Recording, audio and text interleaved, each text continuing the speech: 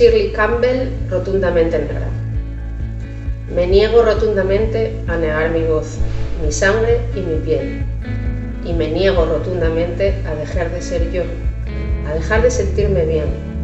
Cuando miro mi rostro en el espejo, con mi boca rotundamente grande y mi nariz rotundamente hermosa y mis dientes rotundamente blancos y mi piel valientemente negra.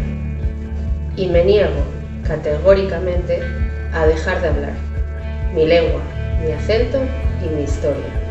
Y me niego absolutamente a ser parte de los que callan, de los que temen, de los que lloran, porque me acepto rotundamente libre, rotundamente negra, rotundamente hermosa.